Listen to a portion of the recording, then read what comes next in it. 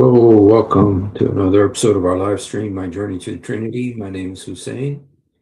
Happy to be with you. Happy to be with me. Hello, Damir. Bog te blagoslovio. Welcome, Abla. God bless you guys. Hope you're having a good night or morning or afternoon. Not sure exactly where. I am today. I was gonna dedicate today to my friend. His name is, this is his book. He has a book. His name is Saadeh. His full name is Taysir Abu Saadeh. Taysir Abu Saadeh. And this book is about him. Hello, Abdullah, God bless you. And this book is called Once an Arafat Man. He was actually a sniper for Yasser Arafat. He's a friend of mine. He was born in Gaza, and but raised most of the time in the Arabian Peninsula, and his family was Muslim, and but they had a Philippine maid, a maid from the Philippines, and she had a tattoo of a cross like on her wrist. And the family's Muslim. It's in Saudi Arabia, all Muslim. But he used to always look at that cross and wonder what it meant. And as he grew up, he got involved with the Palestinian National. He was born in Gaza, so he, Palestinian, and his family was. But they moved to Saudi Arabia, and they had money. There was a well-off family. And that's where he was raised. But then he came back to the Holy Land when he was a teenager and with his family in Gaza.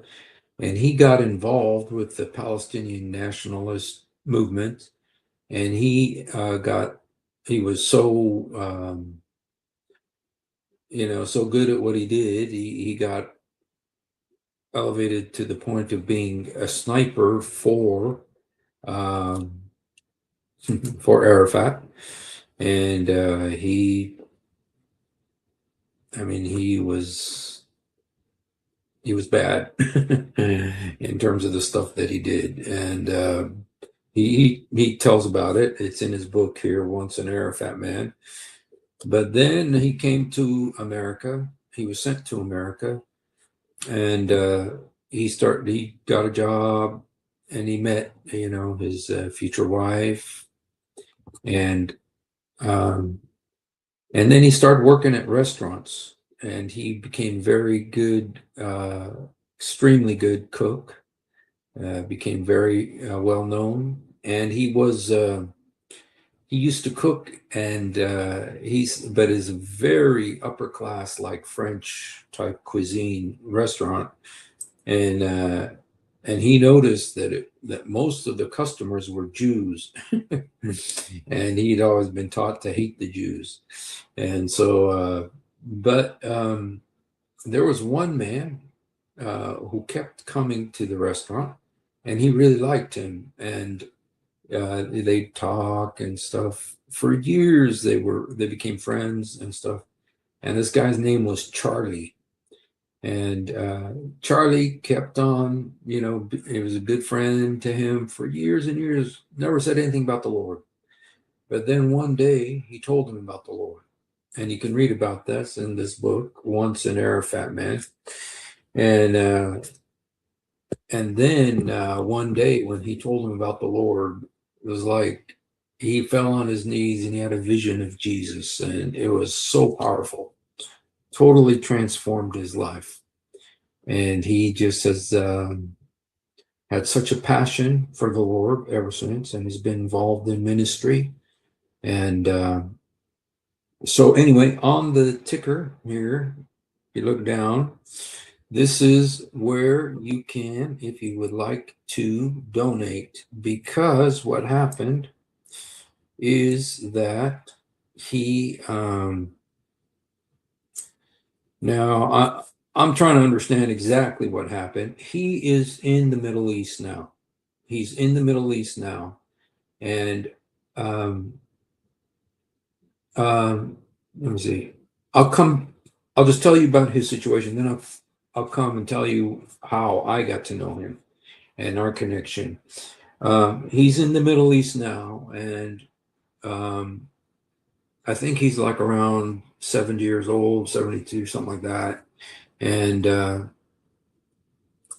so he recently was his he fell, I think, and broke his thigh. And so he went to the hospital, got taken care of, and came home. And then he fell again and he hit his head. And so he is in a kind of a, if I'm understanding it correctly, a induced coma. And I think he's in a coma right now. And let me see if I can. Let me see if I can go to the. Okay, and his family is. They started a fundraiser. They were trying to raise $30,000 to help with his medical bills because he does have medical insurance, but the medical insurance doesn't work in this country where he is. And so they're having to pay for this. And he's in a country where they can't, I'm pretty sure they cannot bring him here because of the situation in the Middle East right now, because of the war right now. And so, and he's also, I believe he's unconscious. So it's a very tough situation here. Let me see if I can, um, let me see if I can find the most recent update about him. Okay. Let me just show you.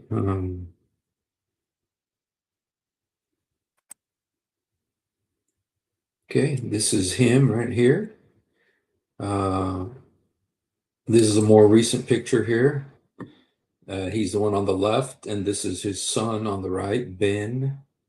Okay, and then this is his picture when he was younger. Okay.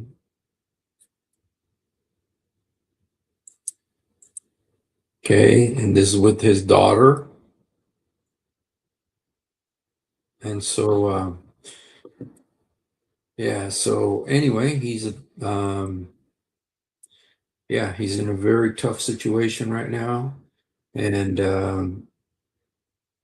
and, you know, the family, is trying to raise money to help. And let me just tell you a little bit about how I met Taysir. This was like in 2005. I used to, when I was a missionary in the Gaza Strip, well, even when I was in Jerusalem, and I was there from 1999 until 2007. And every year I would come home to the US and, to see family and to kind of tell the church what I was doing, kind of just give a report about my ministry in the Middle East and stuff. And so every year I would come back.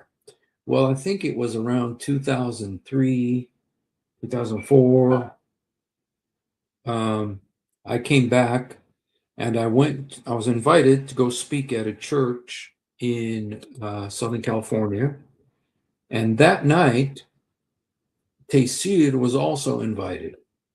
And I'd never met him before. I didn't know who he was.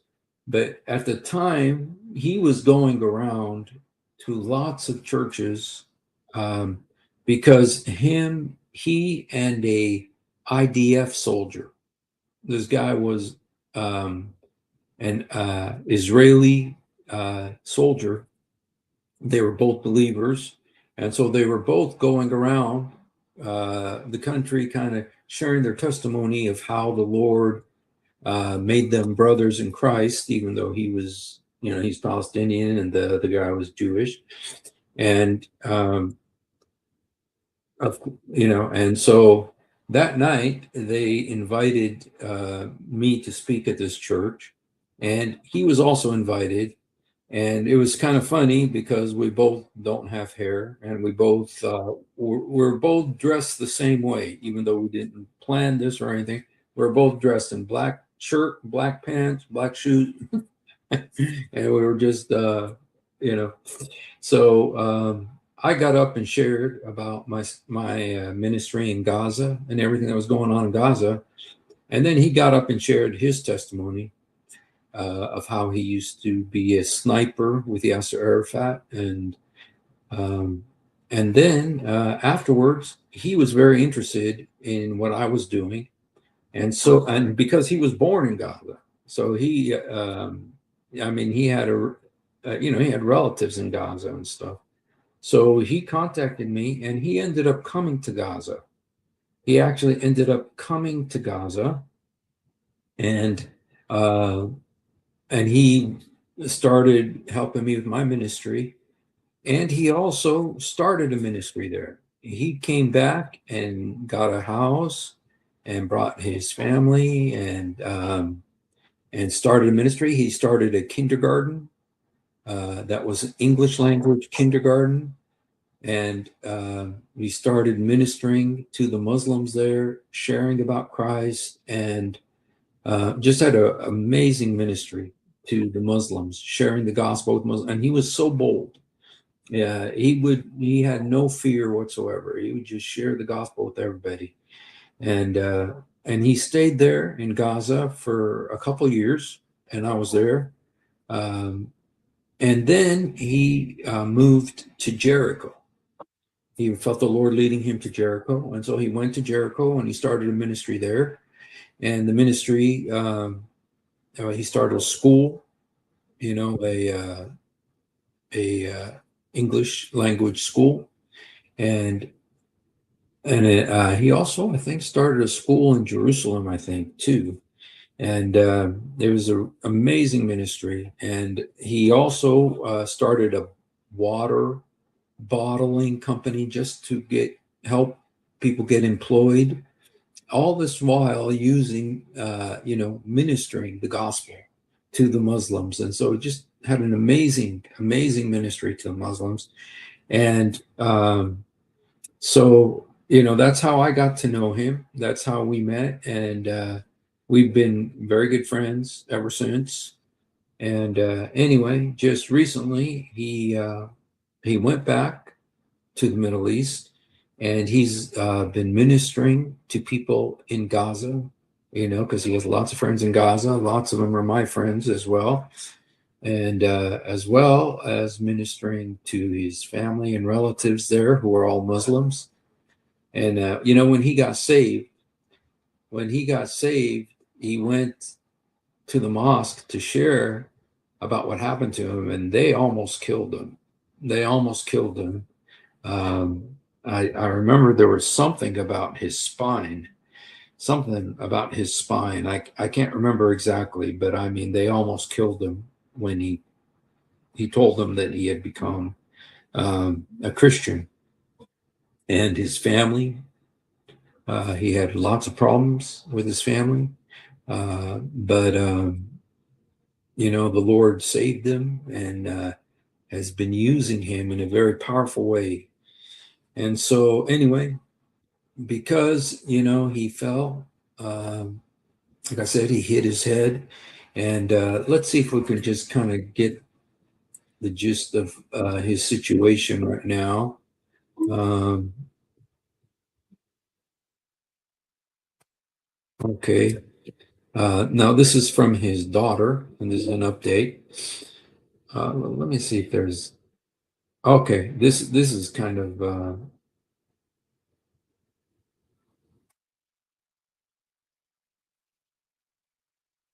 Let's see. I'm trying to find. Okay, this is his picture with his daughter. Her name is Farah, And let me see if there's a, okay. This is their picture. Let me just say, now this is what she's saying. This was my last picture with my dad before he headed over to the Middle East. In the middle of February, my dad took a fall and broke one of his broke his right leg, and was recovering where he had been staying with family when he took another fall last Friday, but this time hit his head. Currently, he is in ICU, intensive care. When he was brought to the hospital, he was not breathing and unconscious. They stabilized him and found a brain hemorrhage. They were able to remove the blood and no other signs of bleeding. There are hopeful signs of recovery, but as they had been reducing sedation, he suffered a seizure and has had to be placed back under sedation. Please pray for my dad for full recovery. We need him to stabilize and be able to breathe on his own to be able to fully understand the extent of his injury. As you know, it's unsafe to travel to the Middle East right now, so it's very difficult to see to his needs on the other side of the world. But we have been very blessed to have some family near him and friends that he has made to help communication to me and my brother. We need your prayers, love, and financial provision for this. Insurance does not cover international care. I will update more, but they are estimating for at least 2 weeks in the ICU. Okay, so, okay, now this is another update. I'm just going to take you on a memory lane picture tour when I give updates. So, yesterday I gave you the last picture I had with my dad. Today I'm taking you to close to the beginning. This is one of my most favorite pics of me and my dad. So his yesterday, or I received an update that dad had a better day. They were able to get him anti-seizure medication and take him off sedation. And he is breathing on his own, but with oxygen for support. He has not woken up yet. So he has not woke up yet. They were going to run more tests and an EEG. The results of the CT scan showed improvement. I will try to update daily. I have reached out to the hospital to assess his costs thus far and what to expect in the coming weeks. I am waiting on that information and will then share a site where anyone or our international friends can help with support. Please keep him in your prayers. They are felt and the Lord is good. My spirit knows that none of this is a surprise to him. My humanity is anxious and struggling, not going to sugarcoat it. Okay, so this is yesterday's update, and then there is this. Okay, this is his picture with the grandchild. Okay, and it says another favorite photo. When I had my boys, they were a month early. There was a lot of sickness going around, so it took time and health checks for my parents to get inside to see their grandsons. Dad was itching to get his hands on them. He was so excited when they placed Zain Taysir in his arms. I got to talk to Dad today. My aunt Nehal called Facebook Messenger and put the phone to his ear. As I was talking, they said he opened his mouth and moved a bit. So he is aware of his surroundings. He just has not woken up. So he's still under sedation. Okay. He had a low grade fever, but they were able to treat it and hasn't returned. Tomorrow they will try some medication to help bring him around. His brain scans have look good. Below is a link to a giving site if you are able to help with his medical care. While we won't know the final cost of his care, they are asking we make half a payment for hospital services thus far. Based on that amount, I'm estimating what we may be needed for another week. It's so difficult to navigate other health systems from afar. Also, his original flight back to the U.S. for a visit was canceled due to the war. We cannot rebook for now. So if he were to be well enough to move, it is not going to be happening soon. Okay, and so this right here is the page to help him. That's him with his granddaughter. Okay, medical support for Taysir Abu Saadeh. Okay, and so if you the goal is to reach $30,000, they have so far raised $2,990. Okay, so they're quite a ways away from their goal. Okay, so if anybody would like to make a donation, it would be greatly appreciated. And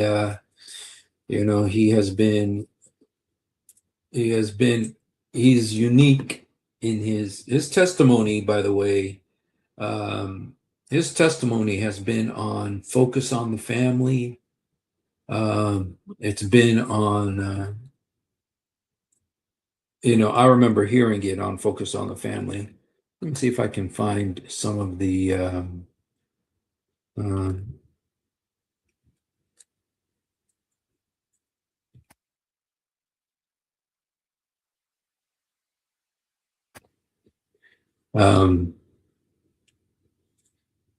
he has a ministry called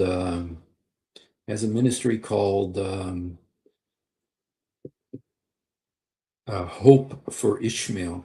Hope for Ishmael. Here, let me just play. Hey, Emmanuel, God bless you, brother. Thank you so much. Thank you so much. This was in a Palestinian born in Gaza. He joined the Fatah movement when he was just 17 because he says Yasser Arafat was his hero.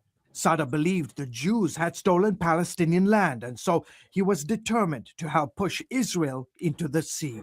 He became a sniper, picking off Israeli soldiers. His nickname was Butcher.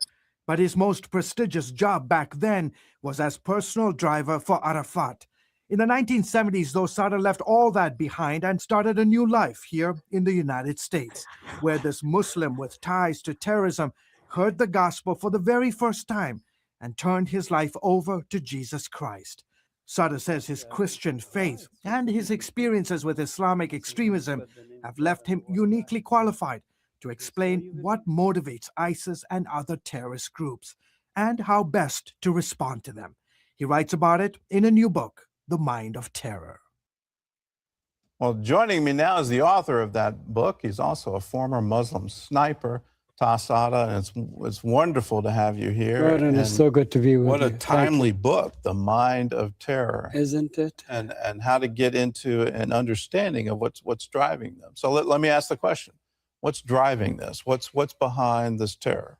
Well, I believe it is the conflict we have in the Middle East is being used to fuel so much of that itself. The terrorist leaders are luring down people that are hurting, people that have been hit by Israelis, or people have been hit by American army or military, and they have a revenge. And so they use some of that. That's one of the reasons.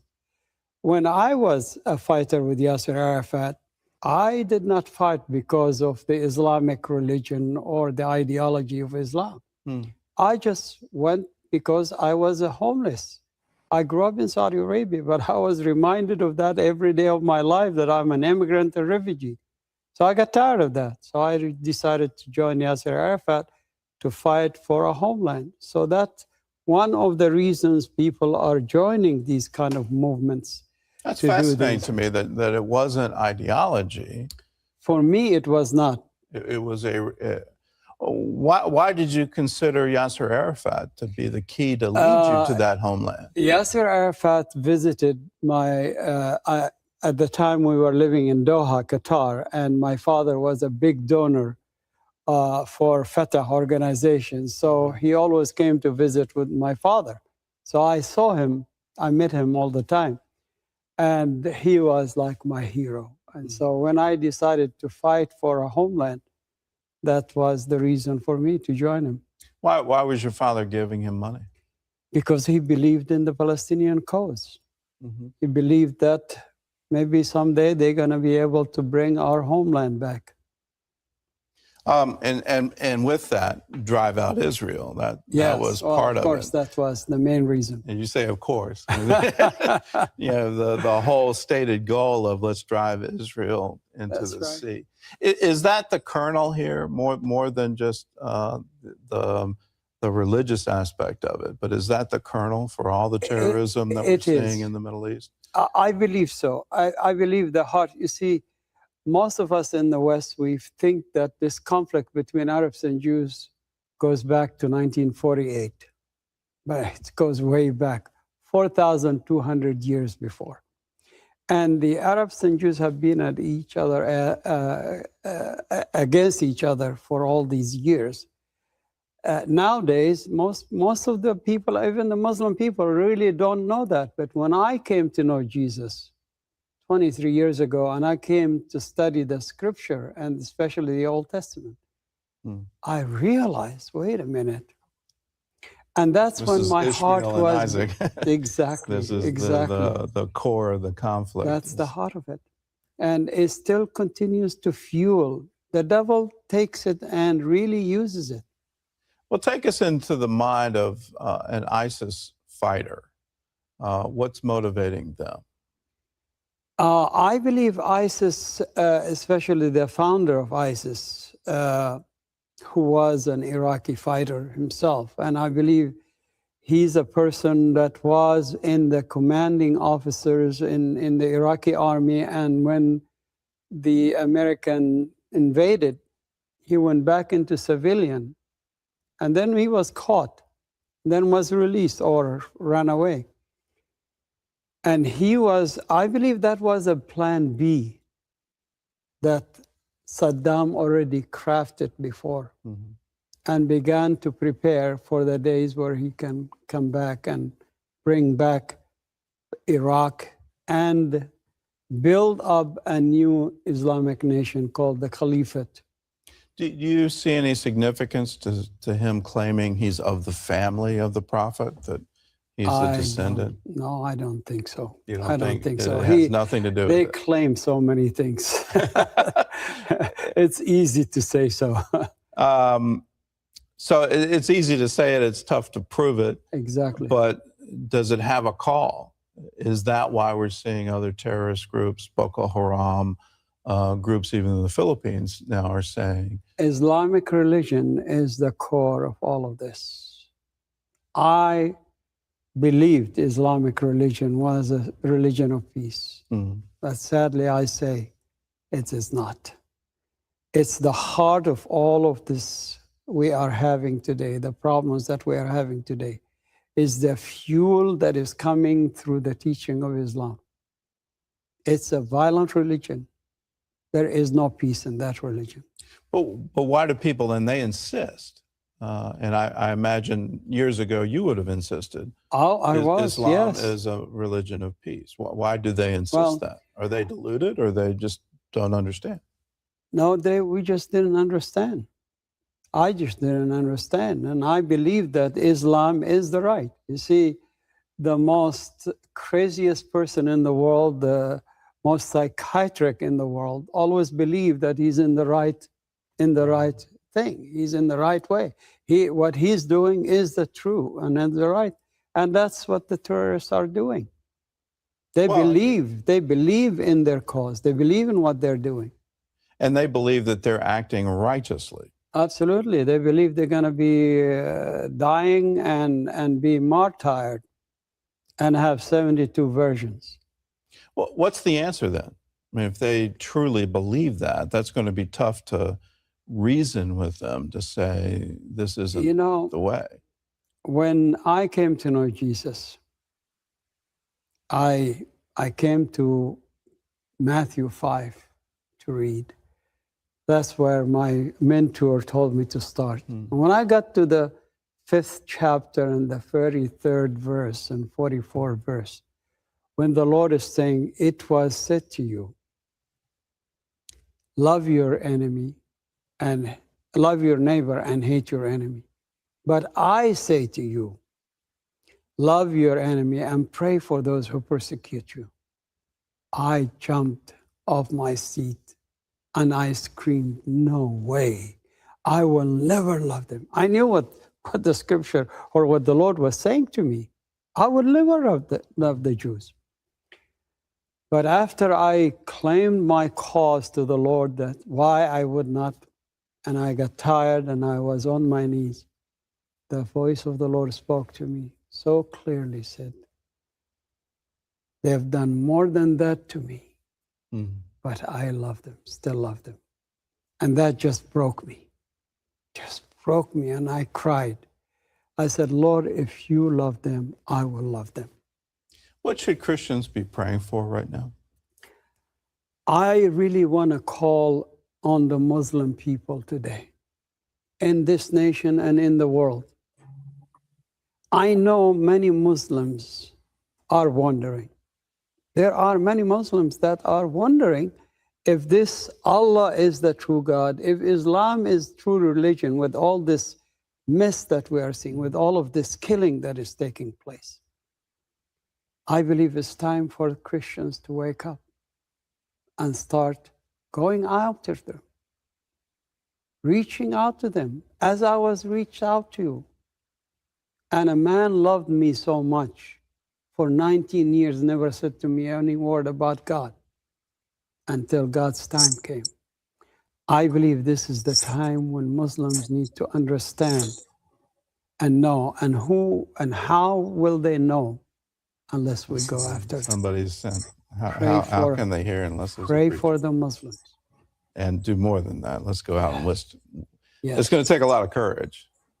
It is. That's not an easy thing to do, but it's going to take courage. It is not. I took it on. I believe my Lord called me to bring peace and healing and reconciliation between us and the Jews. And that's what we're doing today, is to bring that peace. Amen. Yes. Amen. Hallelujah. Good word. Good word for today. And if you want to know more about this incredible story, his book is The Mind of Terror. It's available wherever books are sold. And if you want to help bring about reconciliation, all you have to do is check out his website, hopeforishmael.org. And Taz, thanks for your wonderful story. Gordon, thank you. It's so good to see you. So good to be with you.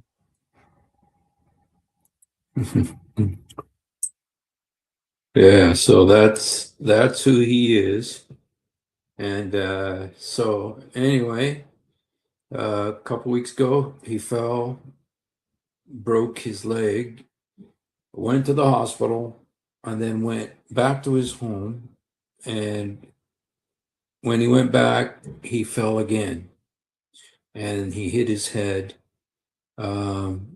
And he went to the hospital. When he got to the hospital, he wasn't breathing, and it was very bad. He got a bleeding in the brain.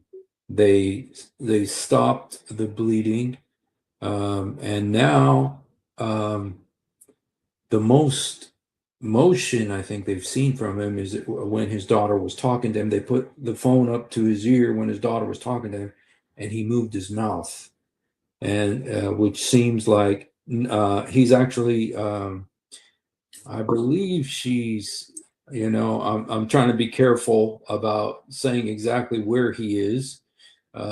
If he is in the Middle East right now.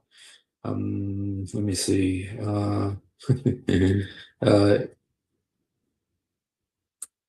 Okay. I think I'm not sure I'm seeing the actual country named there, but it's in the Middle East, and he's not in Israel right now. But his ministry is to Gaza, and he has been helping believers in Gaza. He's been raising, money through his organization, Hope for Ishmael, to help the believers in Gaza, and has been doing a wonderful work for so long, and he's really just been so faithful to the ministry. And so anyway, this is the situation. And so, here is here's the fundraising. Okay. Let's see. Do they have? I don't know how much they've raised. I don't know. I hope they've raised something more. Here is the. So you can just go right there. Then it's not actually GoFundMe. It's actually called Why Donate. It's called Why Donate, and so it's got this other copy. Let me put this. I don't know if see paste. Yeah, this is so long. Yeah. Yeah, this is it. It's all of this, yo boy, yeah. So if you just go to this where I just it's on the ticker on the bottom here, you can see it. It's whydonate.com fundraising support Taysir /share support Taysir. I'm going to see if I can do that. Let me see. See what happens when I do that. It's whydonate.com support Taysir. Let me see. Does this work? Okay. Oops. Support Taysir. Support Taysir.share. Okay, I did that wrong there. Actually, there is no line between support and Taysir. Okay, support Taysir dot share. Well, support Taysir, is that? Did I do it wrong? I'm not sure if I did this right here. .com. Oh, fundraising. I'll support Taysir. Okay. Yep, yeah. Okay, let's try this here now. Yeah, he fundraising support Taysir. Okay, yeah. If you do this, you put this in, it'll take you copy. It'll take you right to the page there. And if you'd like to give, okay, paste. And you can also, you guys, share this on your Facebook. Share it. This is a brother who, when I was in Gaza, I've told this story many times, but when I was in Gaza, for the last year when I was in Gaza, I could not get out of Gaza because I had, visa violation. I had not really visa violation. I did everything legally, but I got in trouble anyway. And so the Israelis would not let me back into Israel, and to leave Gaza. They didn't let me leave Gaza for like a year. I was stuck in Gaza for a whole year, and it was a terrible year. I mean, it wasn't terrible. I mean, God was moving; it was great, but it was a very violent year. That was the year that Hamas took over the Gaza Strip, and I wasn't able to leave for that whole year. I wasn't able to leave, and it was Taysir. It was Taysir who spoke to the American consulate in Jerusalem, and he told them, he said, "You better get Steve out of there," because I hadn't been able to leave for a year. I was people were smuggling me because the situation was so dangerous. They smuggled me different places, kind of, because I was American, and it was a tricky situation for Americans back then.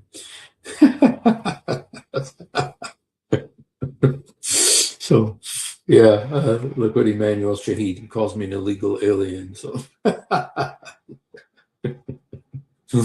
that was funny. Yeah.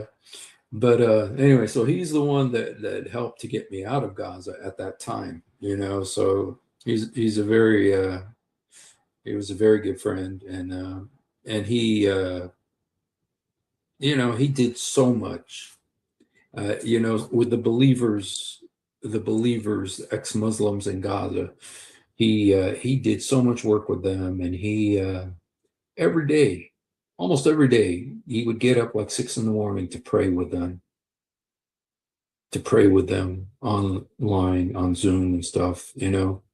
And just an amazing ministry. He had such a heart for the downcast, and you know, he could have just lived out his whole life uh, in the prosperity of the West and everything, but he wanted to go back and to help, you know, his countrymen and the believers in Christ.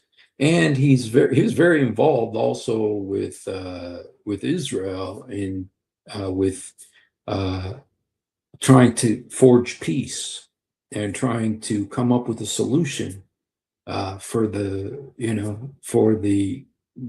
Arab and Jewish populations there, and the Palestinian issue question and everything. I mean, he's really been working on that a lot with Israelis. So he's doing so much, man.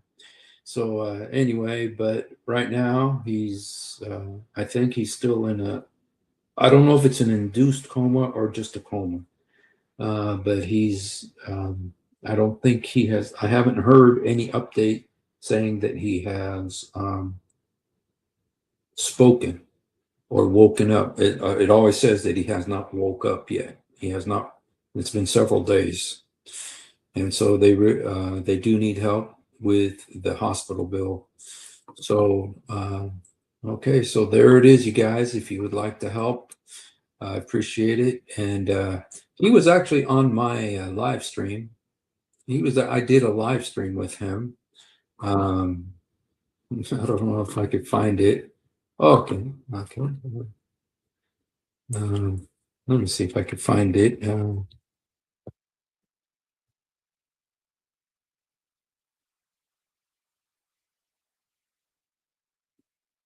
Okay, no. So this out. Oh, okay, yeah, I can show you a little bit. This was a live stream I did. He actually came to my live stream a couple of years ago. I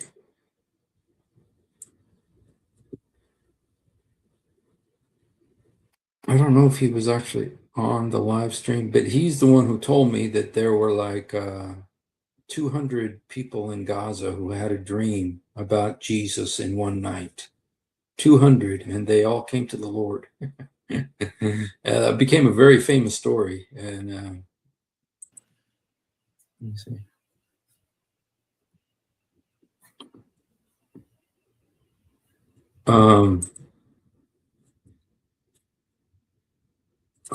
Let's see. This isn't actually the one I was looking for. He actually came on my live stream, and but it was a couple of years ago. I don't know if I still have it.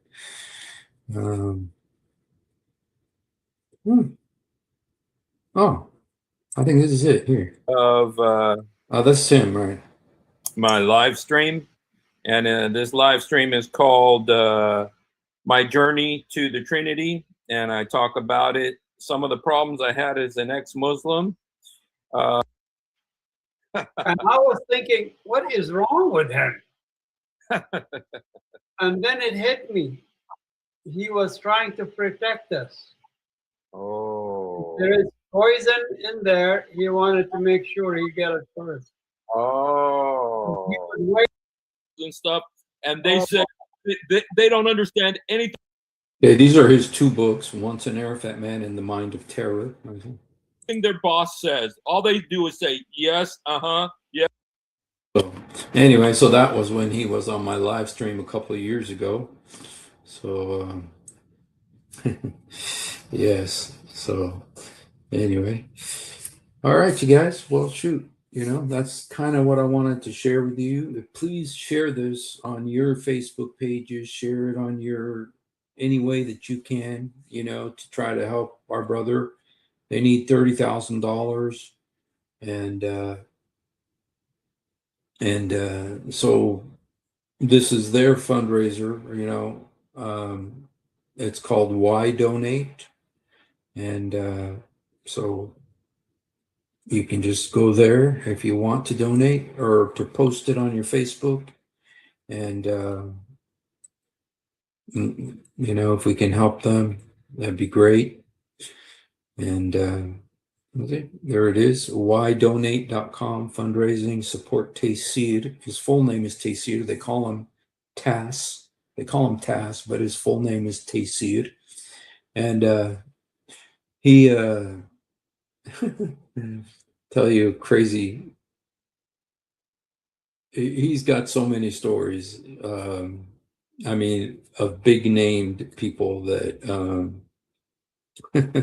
you would recognize. Oh, I'll tell you one story about him that was when he came to visit me after we met at that church. He came to Ramallah, and he was actually going to.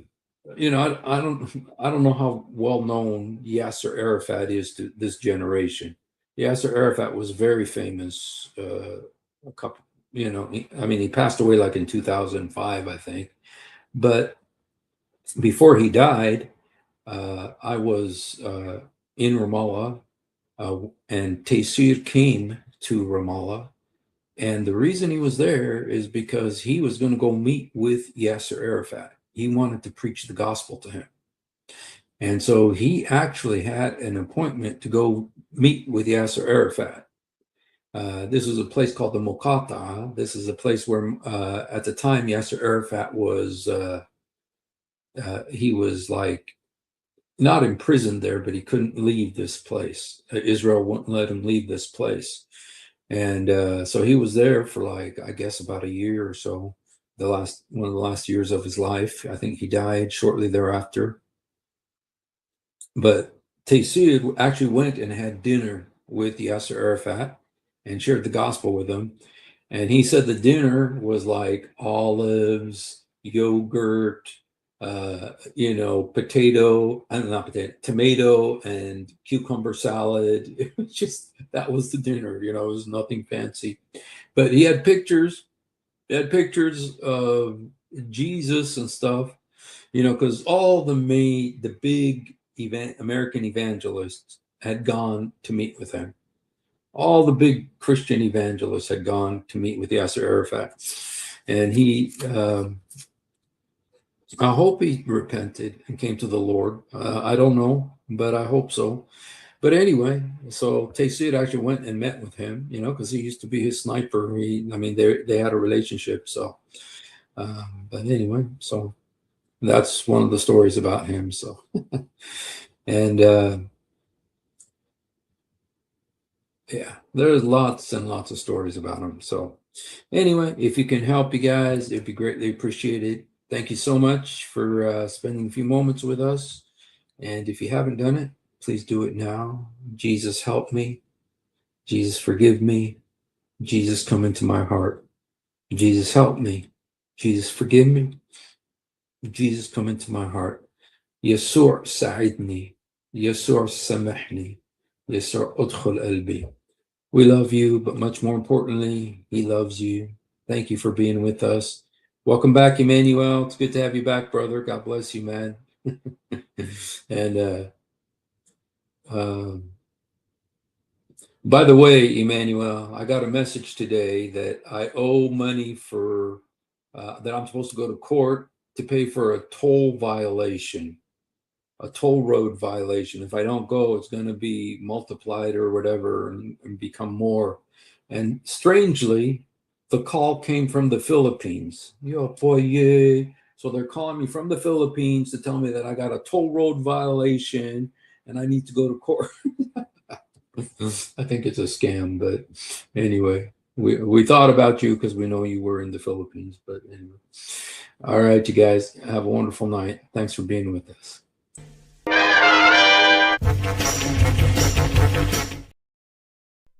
If you have ever wondered why dull apologists lie so much, it's because on a rare occasion that they tell the truth, this happens. One of the reasons I accepted Islam was the scientific miracles.